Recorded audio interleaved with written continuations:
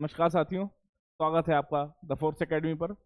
और हम लोग यहाँ डिस्कस कर रहे हैं एसएससी जीडी एग्जाम में आए हुए प्रीवियस ईयर क्वेश्चन। तो शुरू करते हैं। शिफ्ट 21 फरवरी 2024 को हुआ पहली शिफ्ट का ये पेपर है। पहला सवाल है, भारतीय खिलाड़ी अनाका अलंका मोनी कौन सा खेल खेलती हैं? मित्रों, इसका उत्तर है स्क्वैश।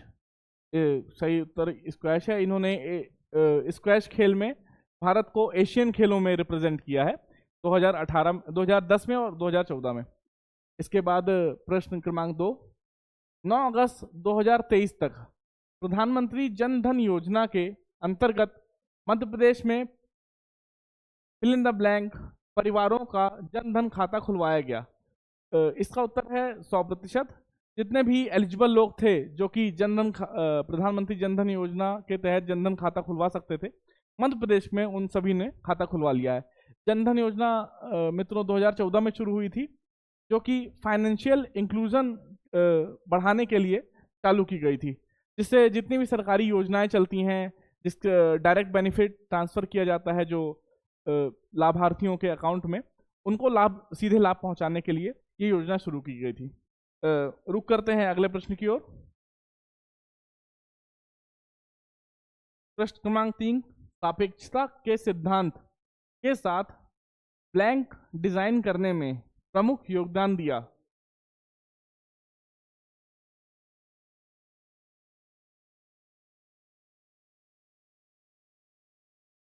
रुक करते हैं प्रश्न क्रमांक 3 की ओर। सापेक्षता के सिद्धांत के साथ प्लैंक ने भौतिकी के परिदृश्य को बदल दिया। इस सिद्धांत ने क्वांटम यांत्रिकी को डिजाइन करने में प्रमुख योगदान दिया। इसका उत्तर है मित्रों एल्बर्ट आइंस्टीन। इन्होंने थ्योरी ऑफ रिलेटिविटी का सिद्धांत दिया था, जिससे क्वांटम मैकेनिक्स में आगे भी कई डिस्कवरीज हो पाई। रुक करते हैं अगले प्रश्न की ओर। प्रश्न क्रमांक 4, भारतीय संविधान के निम्नलिखित में से किस अनुच्छेद में यह उल्लेखित किया गया है कि किसी अपराध के लिए अभियुक्त किसी व्यक्ति को स्वयं अपने विरुद्ध साक्षी होने के लिए बाध्य नहीं किया जा सकता? इसका उत्तर है अनुच्छेद 20। आर्टिकल 20 में यह चीज दी गई है कि कोई भी व्यक्ति अगर वो किसी अपराध के लिए गिरफ्तार किया जाता है या दोषी पाया जाता है, तो उसको बाध्य नहीं किया जा सकता, उसको पुलिस बाध्य नहीं करेगी कि वो अपने विरुद्ध गवाही दे। रुक करते हैं अगले प्रश्न की ओर। हरित क्रांति को ब्लैंक ये भी कहा जा सकता है। इसका उत्तर है कृषि क्रांति।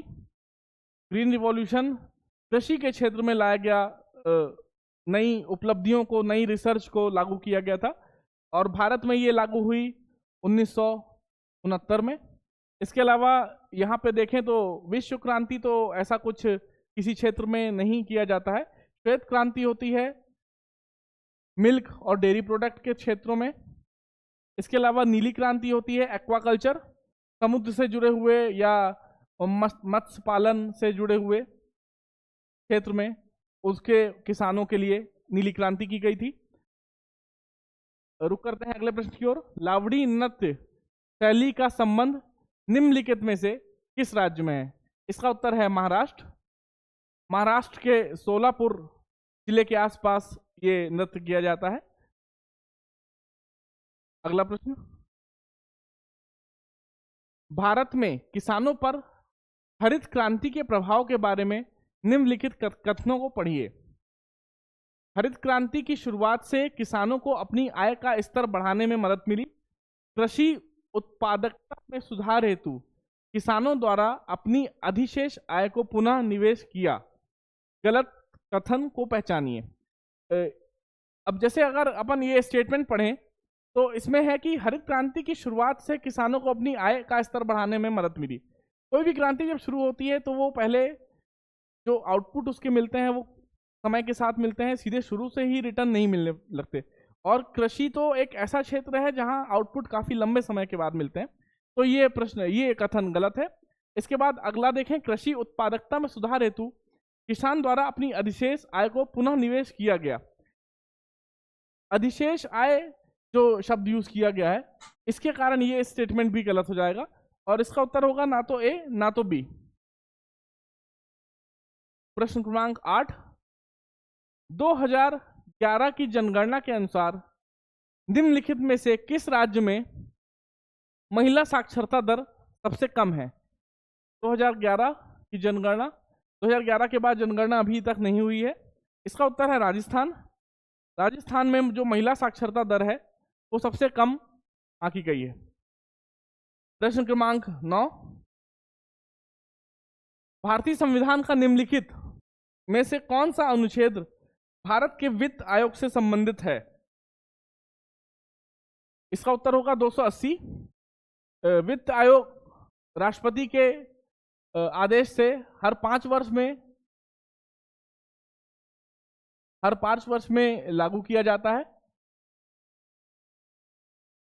और ये वित्त आयोग जो है वो राष्ट्र यानी केंद्र और राज्य के सरकारों के बीच वित्त को लेके कैसे संबंध होंगे, कैसी शेयरिंग होगी, टैक्स का कितना पैसा केंद्र सरकार रखेगी, कितना पैसा राज्य सरकार रखेगी, इसके रिकमेंडेशन देता है। तो करते हैं प्रश्न क्रमांक 10 की ओर। दिलीप ट्रॉफी का संबंध किस खेल से है? इसका उत्तर क्रिकेट से है। अभी हाल में ही दिलीप ट्रॉफी हुई है, जिसको 2024 की जो दिलीप ट्रॉफी है उसको इंडिया ए टीम ने जीता है। प्रश्न क्रमांक 11, हर्षवर्धन का राजवंश कितने विशिष्ट प्रकार के प्रदेशों में विभाजित था? उत्तर है इसका 2। प्रश्न क्रमांक 12,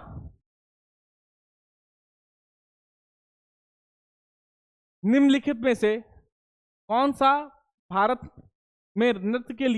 पुरस्कार भारत में नृत्य के लिए दिया जाने वाला सर्वोच्च पुरस्कार है?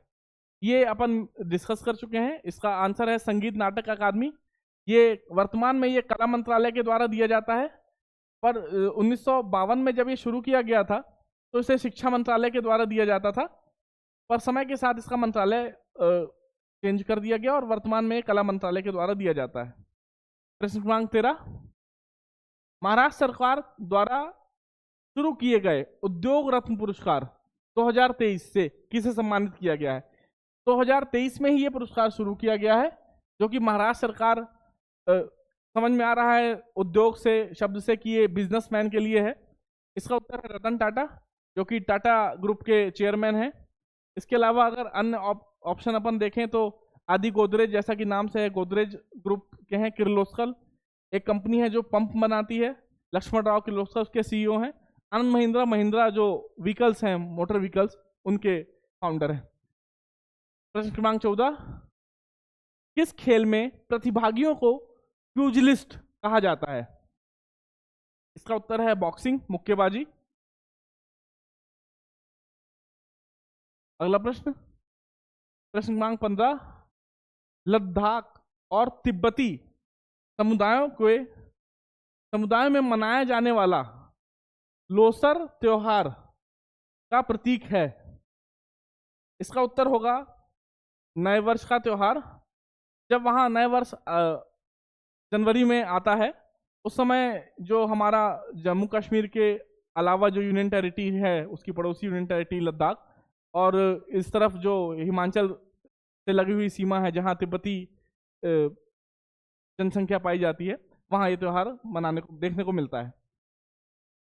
प्रश्न क्रमांक 16, निम्नलिखित में से कौन से पड़ोसी देश भारत का हिस्सा हुआ करते थे? इसका जो फैक्चुअल उत्तर है वो तो पाकिस्तान और बांग्लादेश है, क्योंकि ये बंटवारा जो हुआ वो पाकिस्तान का हुआ 1947 में, और ये हुआ 1947 में। ये दोनों एक देश बन के टूटे और फिर पाकिस्तान से बांग्लादेश अलग हुआ 1971 में। पर अगर आप और डीप हिस्ट्री पढ़ेंगे तो नेपाल भी आपको काफी एंशिएंट हिस्ट्री में नेपाल भी भारत का हिस्सा मिलेगा, भूटान भी भारत का हिस्सा मिलेगा। हालांकि इतिहास में ऐसा अलग से कहीं श्रीलंका, मालदीव, इनकी ज्यादा ये भारत से कभी डायरेक्ट जुड़े रहे ऐसा नहीं उल्लेख हुआ है, बट भूटान और नेपाल का उल्लेख है कि वो भारत का हिस्सा थे। प्रश्न क्रमांक 17, किस राज्य के मुख्यमंत्री ने राज्य में महिलाओं को सशक्त बनाने के लक्ष्य के साथ कलेगनार, मगलिर, उरीमाई, होगई थिट्टम पहल की शुरुआत की है?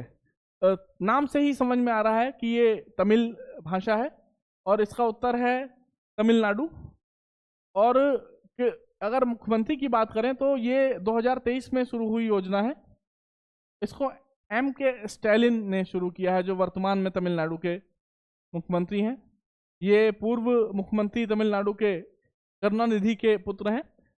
और ये जो योजना शुरू की गई है, ये DMK, जो इनकी पार्टी है DMK, ये इनकी पॉलिटिकल पार्टी है जिससे ये चुनाव लड़ते हैं। इसके जो फाउंडर थे, इस DMK का फुल फॉर्म है द्रविड़ मुनेत्र कड़गम, और इसके जो फाउंडर थे अन्नादुरई के बर्थडे के दिन, जन्मदिन के दिन ये पहल शुरू की गई थी। 15 सितंबर शायद उसकी डेट है। आपको यहाँ पे बस ये याद रखना है कि तमिलनाडु के मुख्यमंत्री कौन है और इनकी पॉलिटिकल पार्टी कौन सी है, द्रविड़ मुनेत्र कड़गम DMK। बाकी ज्यादा डिटेल में जाने की आवश्यकता नहीं है। प्रश्न क्रमांक 18, टेलीफोन सेवाओं, स्टॉक ब्रोकरों, स्वास्थ्य क्लबों, ब्यूटी पार्लरों, ड्राई क्लीनिंग सेवाओं आदि जैसी सेवाओं पर लगने वाला एक कर, सेवा कर डैश में पेश किया गया।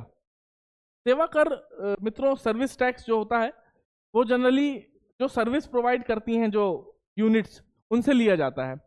सर्विस टैक्स जब 1991 में LPG पॉलिसी लागू हुई, लिबरलाइजेशन, प्राइवेटाइजेशन, ग्लोबलाइजेशन, उसके बाद ये इस तरह के प्राइवेट बिजनेस वो काफ़ी बढ़े।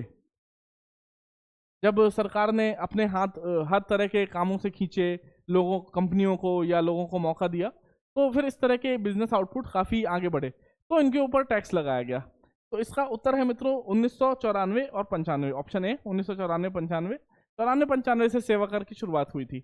और 1991 में जो मैंने पॉलिसी डिस्कस की है, LPG पॉलिसी, वो लागू हुई थी, भारत सरकार द्वारा लागू की गई थी।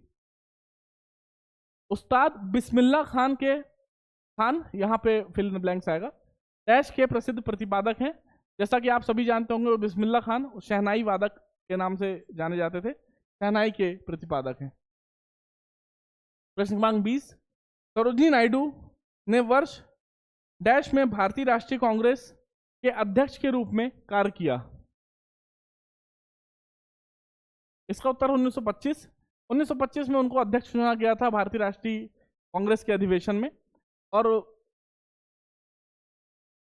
1925 वर्ष था जहां पे उन्होंने अध्यक्ष के रूप में काम किया। ये थे प्रश्न शिफ्ट 1 के।